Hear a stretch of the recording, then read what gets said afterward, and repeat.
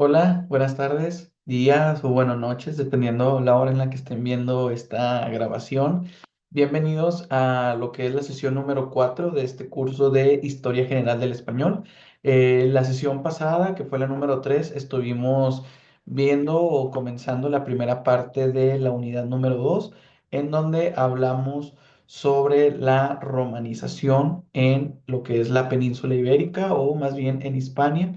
Y vimos pues todo el impacto, el efecto que tuvo eh, el Imperio Romano o este proceso de romanización en lo que es todos los ámbitos que engloban el territorio hispano, como lo es la economía, como lo es la cultura, como lo es la ubicación geográfica, el comercio. Vimos también sobre el proceso que duró esta etapa de romanización y un aspecto muy importante que fue el último punto que vimos en la sesión pasada, perdón, fue el aspecto lingüístico, ¿sí? En el último punto que vimos empezamos a hablar sobre cuál era la lengua que hablaban en la Hispania romana y pues la lengua que originalmente pues también es de Roma y pues fueron ellos los que vinieron a transmitirlo acá a Hispania, pues es el latín. Y estuvimos viendo todo lo que conllevó el proceso de latinización en Hispania, que también fue un proceso tardado, no fue de la noche a la mañana, sino que también se llevó su tiempo. Y ahorita vamos a empezar a ver los tipos de latín que se hablaban en aquella época en el territorio hispano y vamos a ver que uno de estos dos tipos que vamos a ver a continuación es muy importante, muy relevante para la creación o el origen de lo que son las lenguas romances, que luego también estas lenguas pues fueron fundamentales para lo que conocemos hoy en día como el español. Así que vamos a comenzar. Les voy a pedir por favor lo que ya les he venido comentando en anteriores sesiones, que si tienen donde apuntar, apunten. O si quieren, ya una vez que ustedes encuentren esta grabación en YouTube, si quieren comentar algo en la caja de comentarios, no hay ningún problema, lo pueden hacer y pues vamos a comenzar. Bueno, como les comentaba ahorita, hay dos tipos de latín, o más bien dos tipos de latín que se hablaban en aquella época en la Hispania romana, que es el latín vulgar y el latín clásico, o el latín hablado, que corresponde al vulgar, y el latín escrito, que corresponde al clásico. Cualquiera de las dos maneras de mencionarlo se refiere a lo mismo, ¿sí? Tanto el vulgar como el clásico. Ahora, yo sé que cuando hablamos sobre el término vulgar nos referimos como a algo muy negativo, algo muy ofensivo, algo incluso sucio, pero ahorita vamos a ir viendo que en este contexto el término vulgar pues no corresponde a algo ofensivo, sino más bien a situaciones informales, pero que no eran malas o que no tenían que ver con la ofensa, perdón, hacia algo o hacia alguien. Y cuando hablamos del término clásico, pues por lo regular pensamos, ¿no? En algo de mucha importancia, de mucho valor, en algo histórico, que pues sí tiene relación con lo que vamos a estar viendo ahorita. Pero en este contexto, el término clásico se refiere a situaciones formales que también ahorita vamos a ir viendo y situaciones que tienen que ver más con la parte de la educación, con la parte de esta formación en valores, en principios, que ahorita también vamos a ir descubriendo, pero es muy importante primeramente saber pues que en aquella época había dos tipos de latín, uno que era hablado, que corresponde al vulgar, y el otro que era escrito, que corresponde al clásico. Y el primer punto nos menciona lo siguiente: el latín culto era el latín de las escuelas, de las administraciones, mientras que el latín vulgar quedaba relegado a las conversaciones. ¿Qué quiere decir esto? Que el latín escrito, el clásico o el culto también es lo mismo, pues era el que se utilizaba para, en este caso, las escuelas, para los maestros abordar a los alumnos o los alumnos realizar las tareas, los trabajos que se les encargaba en las escuelas. también para realizar ciertos tipos de trámites en lo que corresponden las administraciones. Más que nada, este latín culto, recordemos que es el escrito, se utilizaba en situaciones formales, situaciones que requerían de un lenguaje técnico, de un lenguaje culto, de un lenguaje en donde se mostrara respeto y valor y seriedad a la situación que se estaba abordando a través de la escritura.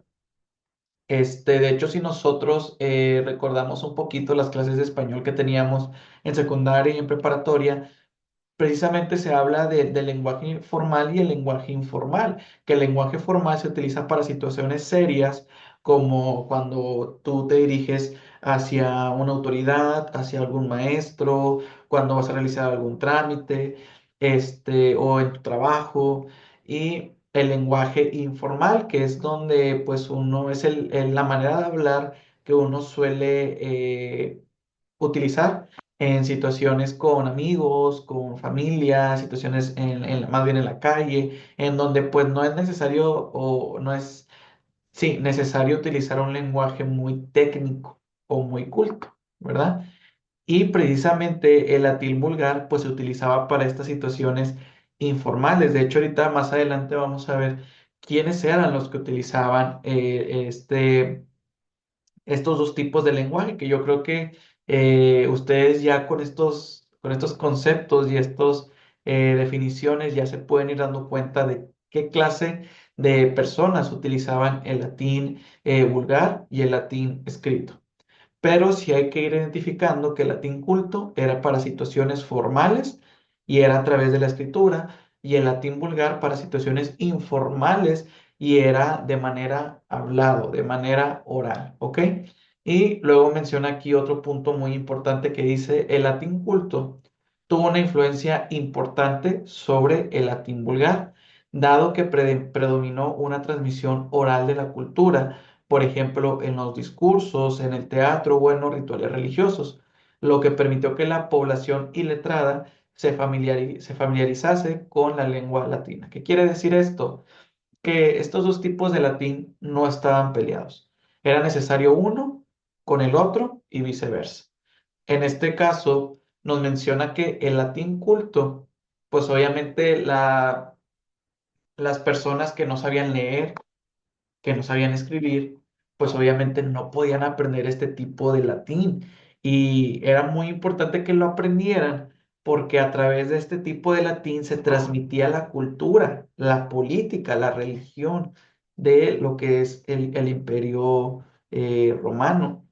Entonces, como no podían aprenderlo a través de la escritura o a través de la lectura, pues se recurría a estos recursos de lo que es el teatro, de lo que son los discursos, de lo que es la religión, y esto era a través de la vía oral, era a través de lo hablado, ¿sí? O sea, si nosotros vamos a una obra de teatro, pues no nos van a tener leyendo, sino que todo va a ser hablado, ¿verdad? Y escuchado. Entonces, eh, por eso era muy importante, ¿sí? Tanto para el latín culto tener este medio de latín vulgar, como para el latín vulgar tener este medio de latín culto. Entonces, ambas se compenetraban y tenían su importancia y su función dentro de lo que era la Hispania romana. ¿Ok? Entonces, pues ambas lenguas, o más bien ambos tipos de lengua eran muy importantes.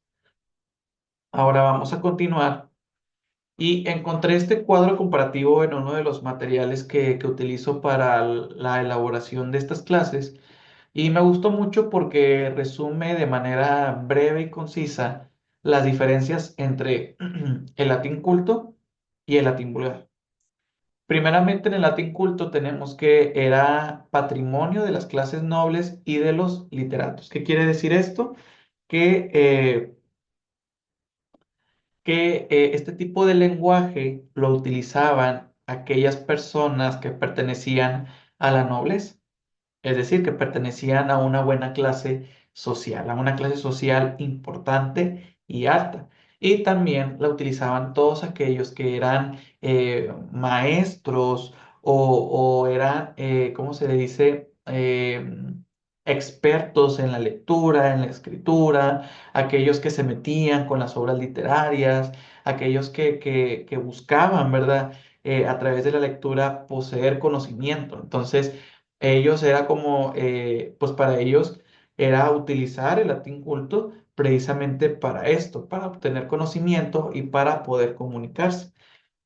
Entonces, el latín culto pues era utilizado por este tipo de personas, mientras el latín vulgar pues era utilizado para soldados, era utilizado más bien por soldados, por técnicos, artesanos, o sea, gente que acostumbraba estar en calle, convivir a diario con las personas, que pues no se dedicaba a oficios o más bien tareas con mucha seriedad, pues, como si lo era en este caso un gobernador, como si lo era en este caso un escritor, un poeta, un magistrado. Entonces, el latín vulgar pues era utilizado por el pueblo que se dedicaba pues a estos tipos de oficios y que no pertenecía a una clase social alta, sino una clase media o una clase baja. ¿Ok?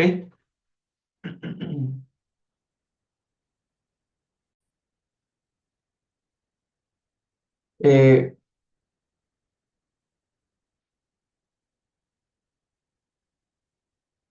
Ok, muy bien. Espero que sí se esté grabando. Una disculpa por ese pequeño detalle.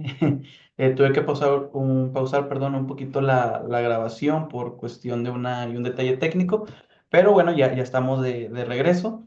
Y bueno, pues vamos a seguir con lo que es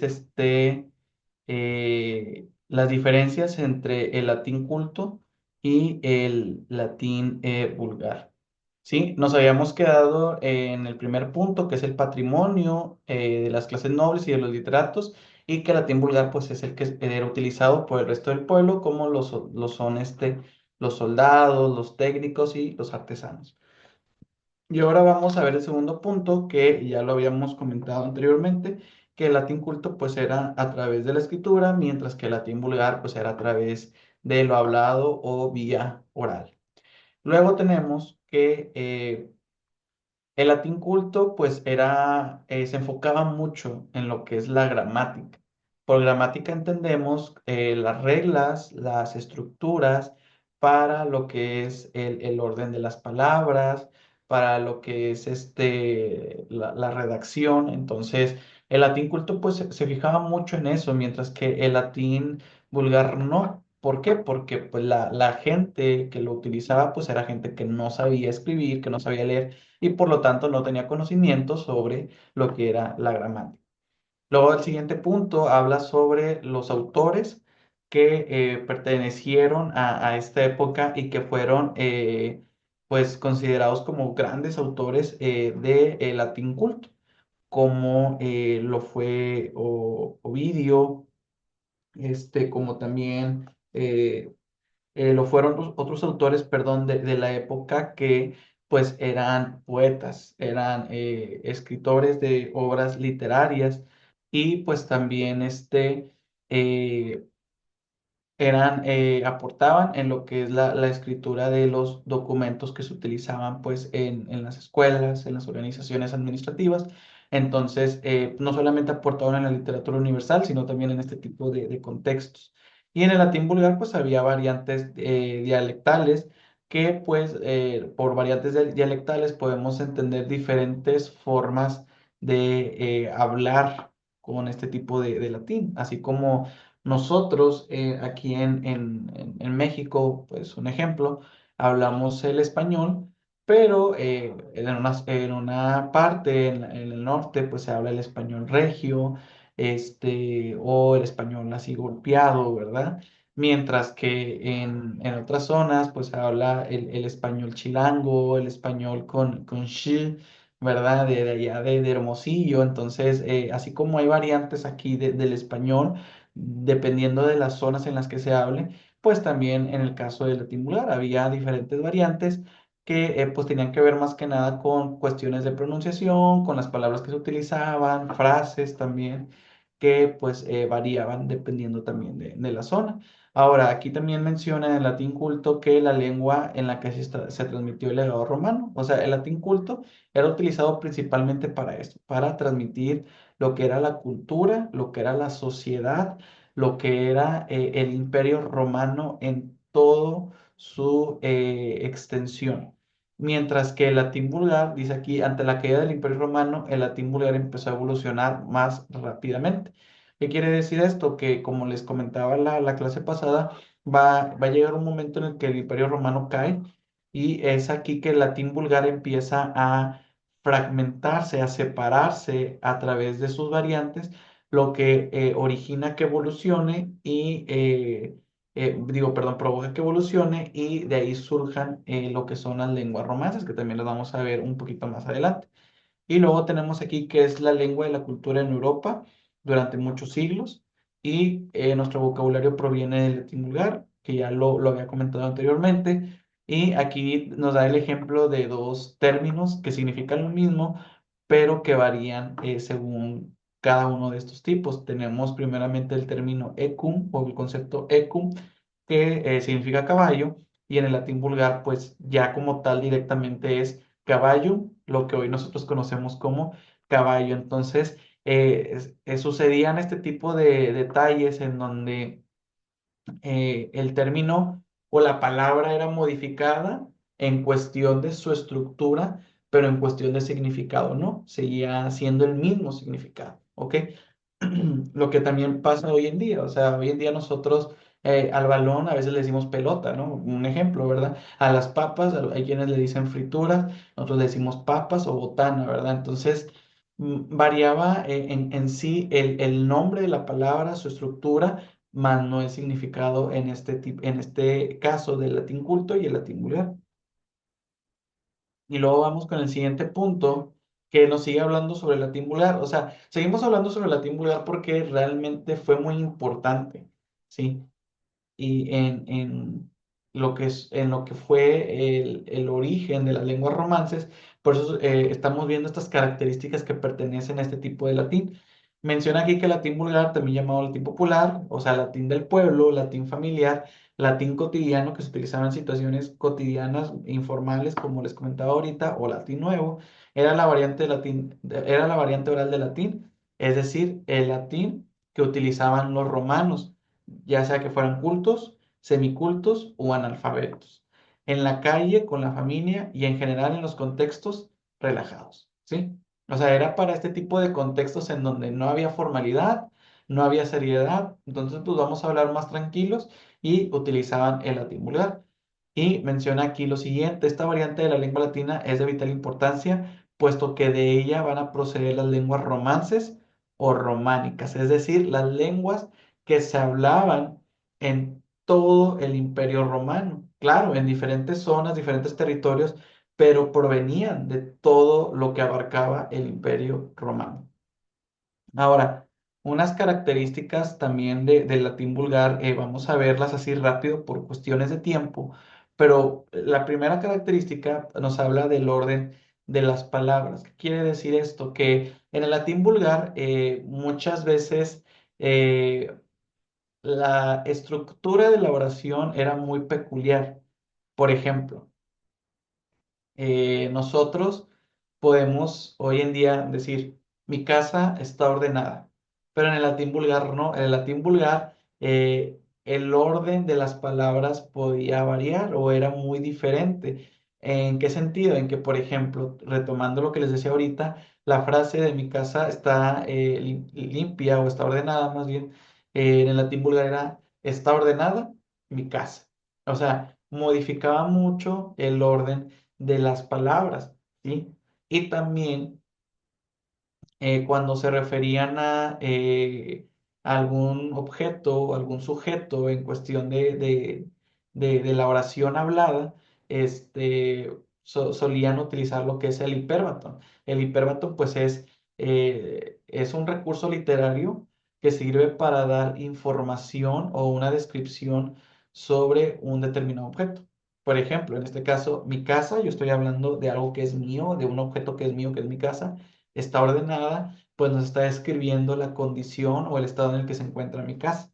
Entonces, en el latín vulgar se solía utilizar mucho este recurso. O sea, en otras palabras, como que en el latín vulgar solían dar feria de más, entonces era una característica que tenían. Ahora, también utilizaban mucho las determinantes. ¿Qué quiere decir estas determinantes?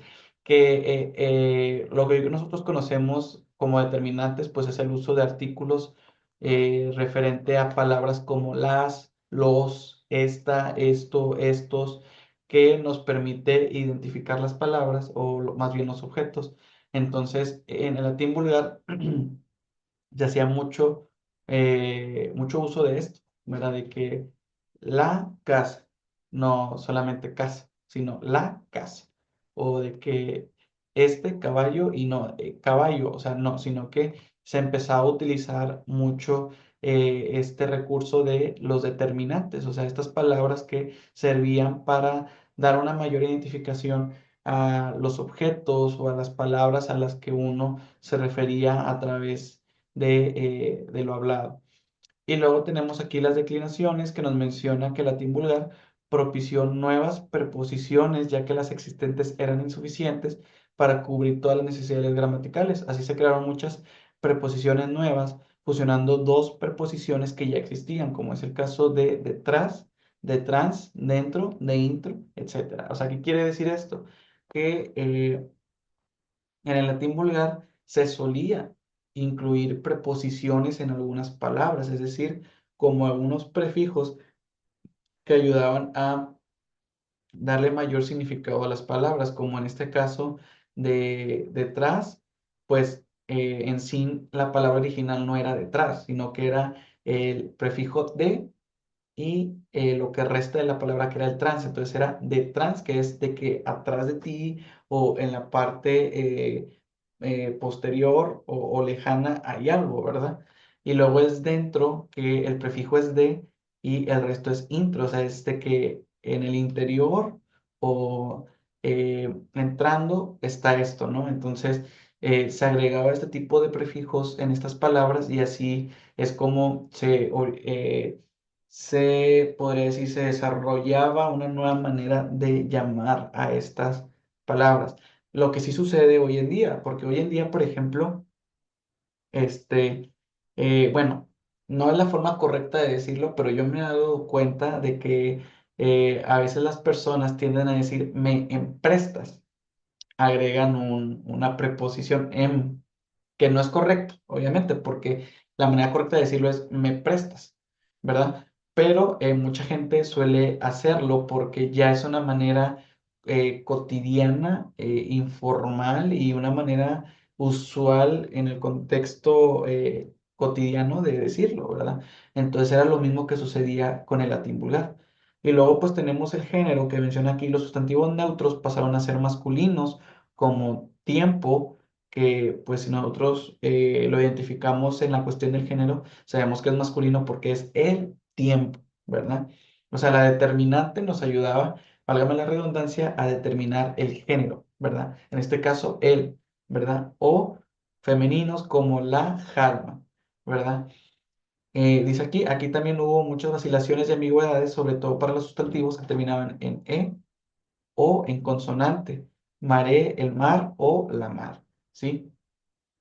Como por ejemplo también calor, ¿sí? Muchas veces se dice el calor o la calor, ¿verdad? Y está mucho este dilema, ¿verdad? O este conflicto de cómo realmente se dice. Bueno, eso también sucedía en el latín vulgar, o sea, había muchas ambigüedades en palabras que terminaban en ¿sí? O en consonante, ¿verdad? Luego tenemos muchos plurales neutros se hicieron femeninos singulares debido a su A final, ¿sí? O sea, como por ejemplo la hoja, ¿verdad? O sea, también las palabras singulares que terminaban en A, por ende, se les consideraba como femeninas. Entonces, pues así fue como se le fue dando el género a las palabras, bueno, en este caso sustantivas, o sustantivos más bien, que pues sustantivos recordemos que es el nombre que nosotros le damos a un determinado objeto o para referirnos a algo o a alguien. Y luego pues tenemos aquí otras características más que las vamos a ver un poquito más rápidas, que tenemos los comparativos, aquí dice latín clásico. En el latín clásico los comparativos en ior y los superlativos en idmus aún fueron desapareciendo en favor de las construcciones vulgares analíticas construidas a partir de magis qua m. Solo mucho más tarde y por vía oculta se reintrodujo el superlativo en ísimo, aunque aún perdura en la actualidad, ¿sí? ¿Qué quiere decir esto? Quiere decir que las palabras o los términos comparativos también se utilizaban en el latín clásico y era para, pues, magnificar una cualidad de un determinado objeto, una determinada situación. Por ejemplo, está padrísimo, está hermosísima, ¿verdad? Era una manera en que también se utilizaba en el latín vulgar. Luego tenemos lo que es el lexis, que dice aquí, la influencia del lenguaje coloquial aumentó el número de demostrativos que acompañaban al sustantivo. De este modo surgió el artículo definitivo el, la, los, las, lo, presente en todas las lenguas romances. El numeral unus extendió sus usos acompañado del sustantivo que designaba entes no mencionados antes. Con este nuevo empleo de unus surgió el artículo indefinido, es decir, un, una, unos, unas, ¿verdad? ¿Qué quiere decir esto? Que en el latín vulgar pues se popularizó mucho el uso de determinantes como artículos antes de un sustantivo, pero también se popularizó o se implementó pues el artículo indefinido como uno, una, unas, unos, que no nos hablan en sí de género, sino que nos hablan de cantidad, por eso se considera indefinido y era una característica que se empleaba en el latín vulgar. Luego tenemos lo que es la fonética, que aquí pues se produjeron cambios muy importantes en las vocales, sobre todo en lo referente al timbre, debido a la paulatina desaparición de la cantidad, duración del sonido, vocálica como elemento diferenciador. O sea, aquí importaba mucho en el latín vulgar la pronunciación de las palabras, ya que la pronunciación de las palabras daba o se consideraba como un elemento diferenciador para palabras que eran similares, pero que tenían un significado distinto. Por eso es que también se hizo este cambio en la fonética o en la pronunciación de las palabras que correspondían al latín vulgar. Y luego tenemos la conjugación, que aquí principalmente se agregó el tiempo condicional. O sea, con el latín vulgar se creó y se empezó a utilizar el tiempo condicional. Sí, más abajo dice, por otra parte, también va a ser en latín vulgar donde surge un nuevo tiempo que no existía en el latín clásico, el condicional a partir de formas perifrásicas como cantaré, se va a ir formando este nuevo tiempo que pasará después a todas las lenguas románicas. Cantaría, ¿sí? O sea, aquí se empezó a utilizar mucho este tiempo condicional de yo cantaría si tuviera esto, ¿verdad? O yo cantaría si me dijeran. O sea, se utilizaba mucho este tiempo condicional en el latín vulgar, ¿sí? Y aquí fue donde se empezó a popularizar mucho este tiempo.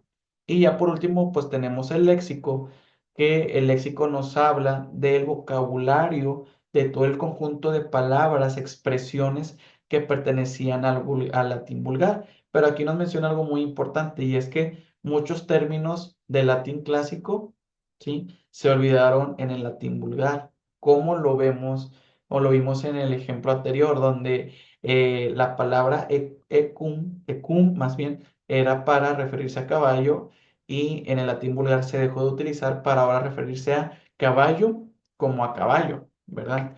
Así fue como en el latín vulgar palabras, expresiones del latín clásico se fueron dejando de lado. ¿Por qué? Porque el latín vulgar, ¿sí? Al ser informal y al ser utilizado por la mayor parte del pueblo, pues fue poco a poco evolucionando y cambiando. Ahora, aquí es muy importante ver el siguiente punto que aborda la fragmentación lingüística de Romania o del Imperio Romano. ¿Por qué? Porque el Imperio Romano, a partir del siglo III después de Cristo, empieza a sufrir una serie de presiones, de conflictos, empieza a ser perseguido por diferentes enemigos como los germanos y los eslavos que empezaron a declararles la guerra para conquistar sus territorios. Entonces, todo esto, junto con la caída posterior del Imperio Romano, provocó que hubiera una fragmentación en cuestión política, en cuestión administrativa y también en la cuestión de la lingüística, ¿sí? Es decir, que se empezara a hablar diferentes variantes de la lengua latín vulgar en los territorios que correspondían al Imperio Romano. Aquí nos menciona lo siguiente: el imperio cambia por completo y de ser urbanita, grandioso y unitario, pasa a ser cada vez más rural y dividido. O sea, por causa de estas guerras con los germanos y los eslavos, se empieza a ver una división geográfica, ¿sí? En el Imperio Romano, por lo que al haber una división, pues cada uno de sus territorios empieza a hablar el latín vulgar a su modo y empieza poco a poco a cambiar, ¿sí? Y dice, por esta razón de fragmentación política, las hablas latinas también se fragmentan y se alejan entre sí, empezando a tener cada vez más importancia los rasgos orales que permiten al hablante usar la lengua cómodamente. O sea, como ya no había una unidad, ya no había como que un factor en común que uniera estas variantes lingüísticas y ya cada una era hablada a su modo, a su manera en cada uno de sus territorios,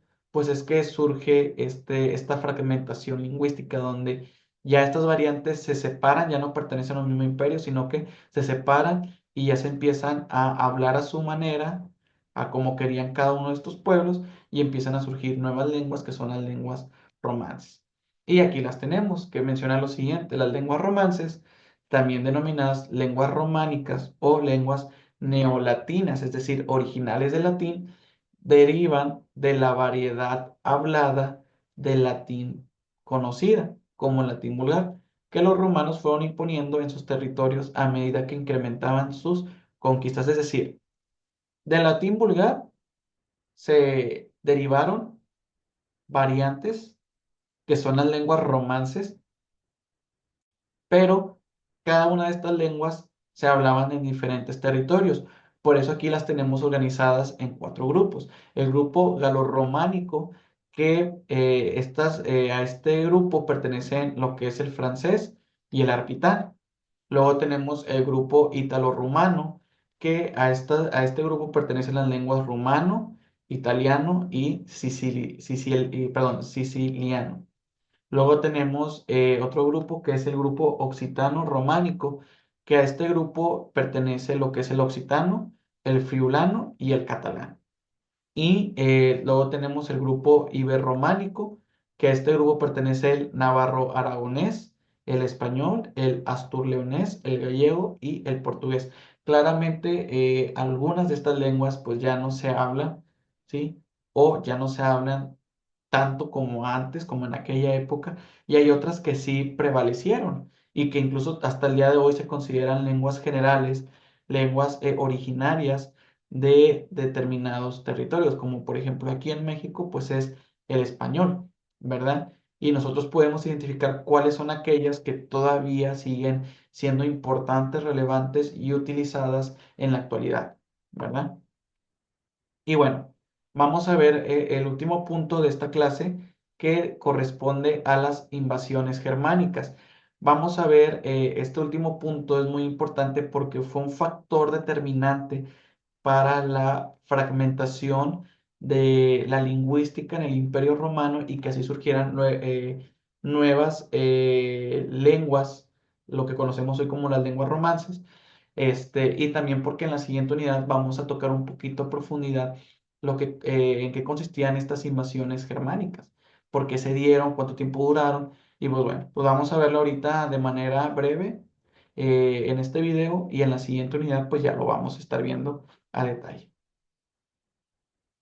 Particulares en Ávila por Miguel Fernández Collado. Hola a todos, bienvenidos al canal Futuros Sobresalientes.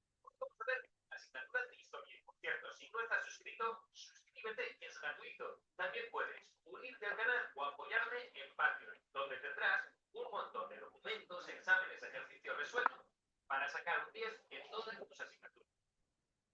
Vamos a ver el tema de hoy, que son las invasiones bárbaras y disrupción del Imperio Romano. Poned atención que empezamos. El Imperio Romano mantenía su unidad gracias a un ejército encargado de vigilar y defender sus territorios y fronteras, así como conquistar nuevos pueblos. A lo largo del tiempo, Roma perdió su poder y el ejército disminuyó su disciplina. Guiados por las ambiciones de sus jefes, los grupos militares empezaron a luchar entre sí, causando temor entre la población.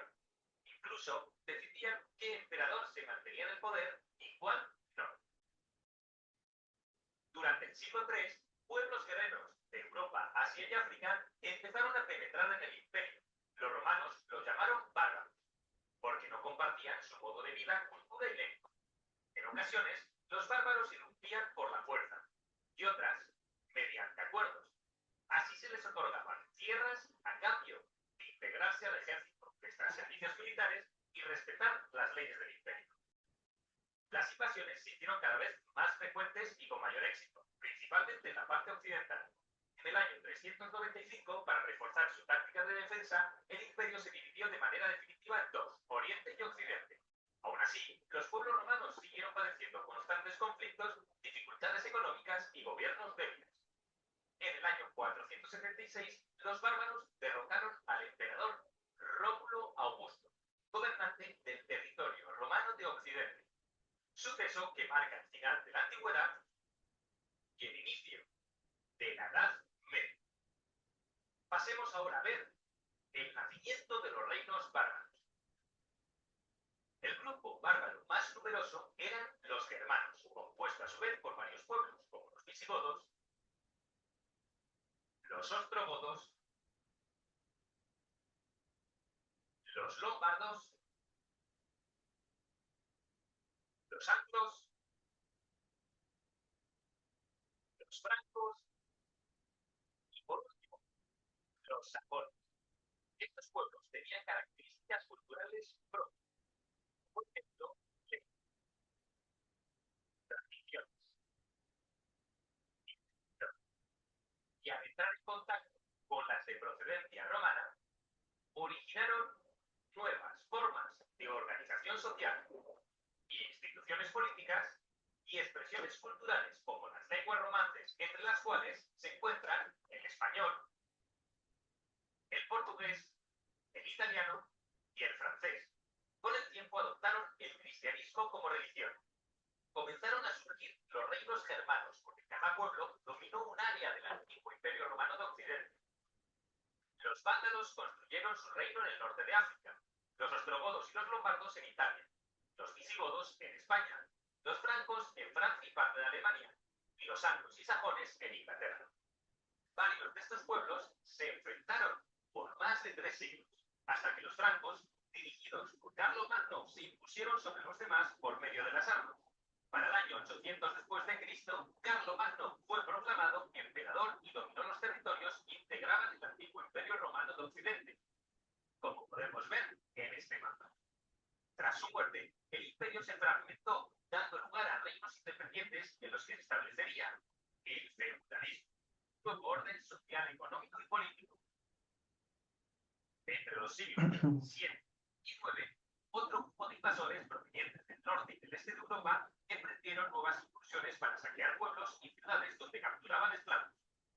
Por ejemplo, los magiares se establecieron en lo que hoy es Hungría y los búlgaros en la actual Bulgaria. Por su parte, los vikingos que procedían de la Escandinavia, gracias a que eran excelentes navegantes y constructores de barcos, pudieron desplazarse a lugares muy distantes y atacar a los pueblos establecidos allí, como los territorios que actualmente ocupan Inglaterra, Irlanda, Francia e Italia. Finalmente, los vikingos se establecieron en lo que hoy es Dinamarca, Rusia, Sicilia y Normandía. Hasta aquí el tema de hoy. Espero que te haya gustado como a mí. Si te gusta, Muy bien. Bueno, ya estuvimos viendo un panorama general de lo que fueron estas invasiones, cuál fue la causa, que causaron principalmente en cuestión del Imperio Romano, ya que estas invasiones fueron las culpables de la caída del Imperio Romano, el surgimiento de una nueva edad. O sea, ya a partir de estas invasiones germánicas dejamos de lado la edad del hierro y empieza la Edad Media, ¿verdad? Como lo comentaban ahorita en el video. Pero bueno, ya la siguiente unidad y también la siguiente sesión vamos a empezar a ver un poquito más a detalle lo que corresponde a las invasiones germánicas y cómo impactaron en lo que es Hispania, ¿verdad? Pero realmente las invasiones germánicas tuvieron mucho que ver con la fragmentación lingüística que hubo en cuestión del latín, ¿sí? Y cómo esto pues llevó a que se generaran nuevas lenguas, obviamente como teniendo como base lo que es el latín, ¿verdad? Pero bueno, vamos a dejar hasta aquí el contenido eh, de esta unidad.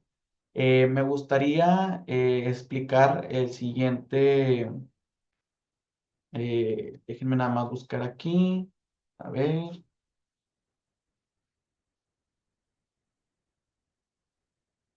a ver.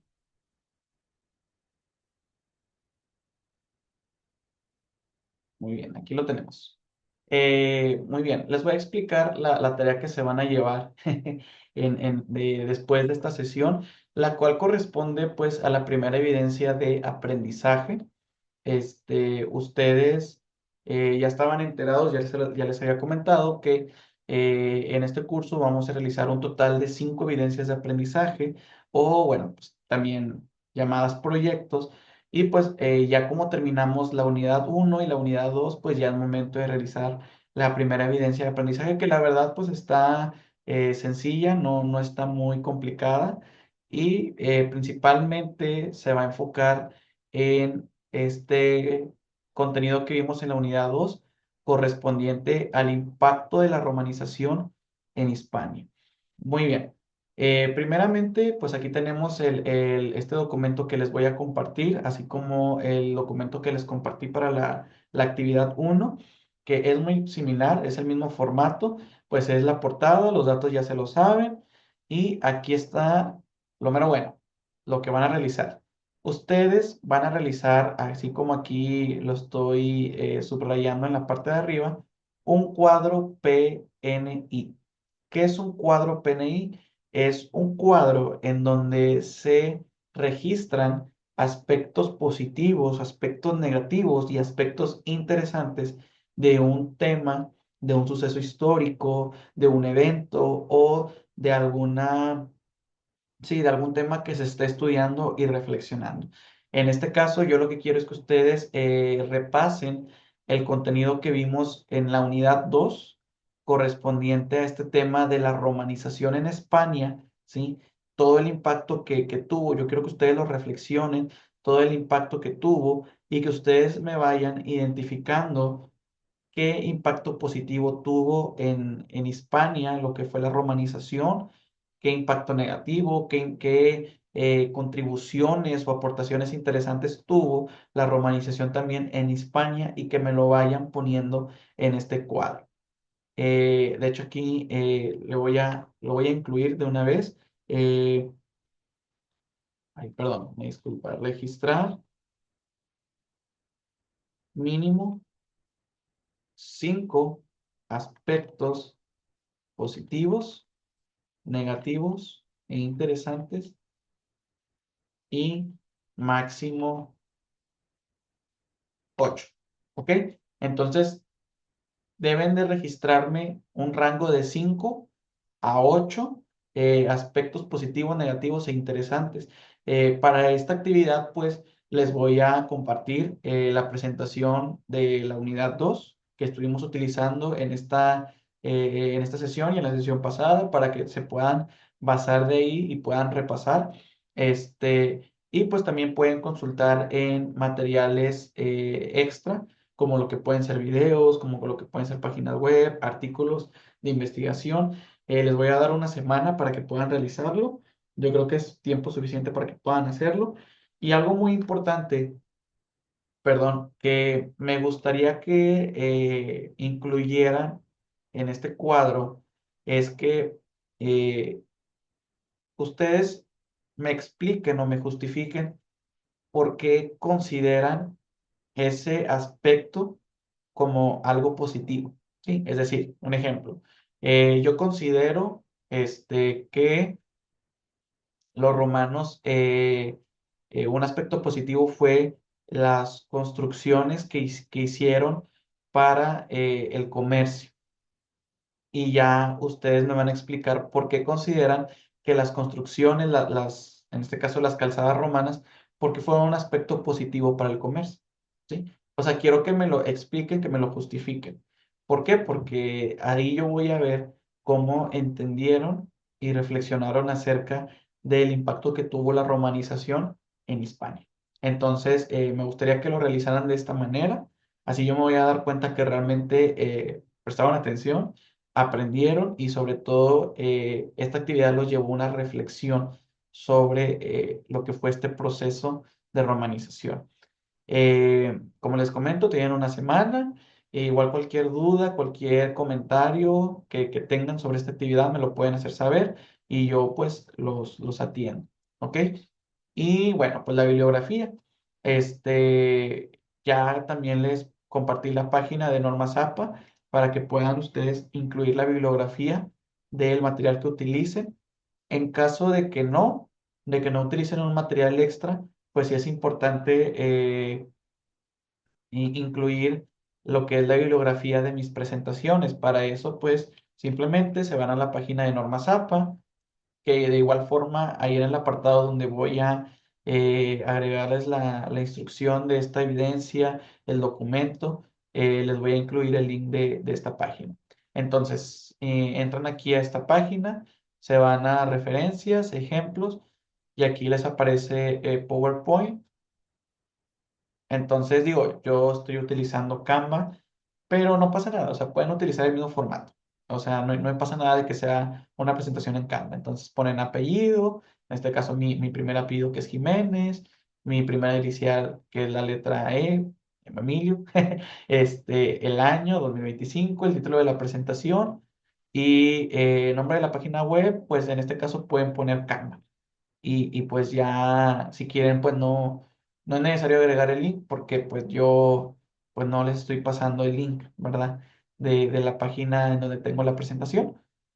Simplemente les voy a pasar la presentación a manera yo creo que de PDF para que puedan ahí consultarla. Entonces pues pueden seguir esta estructura y ya, ¿verdad? Eso es más que nada pues para que sigamos practicando en estas cuestiones de la bibliografía. Y bueno, en esto va a consistir la primera evidencia. Van a tener una semana, es muy importante que la realicen porque recuerden que esta evidencia es considerada como un proyecto y tiene mayor porcentaje de calificación que las actividades. ¿Ok? Y bueno, pues hasta aquí vamos a dejar esta cuarta sesión. Recuerden, cualquier duda o comentario me pueden contactar por correo y pues también en el apartado que voy a hacer para las instrucciones de esta evidencia, también les voy a agregar de una vez mi WhatsApp para que me puedan mandar mensaje y ya nos podamos poner en contacto para cualquier detalle. Entonces, pues sería todo de mi parte. Les agradezco mucho su atención y nos estaremos viendo en la siguiente sesión. Nos vemos.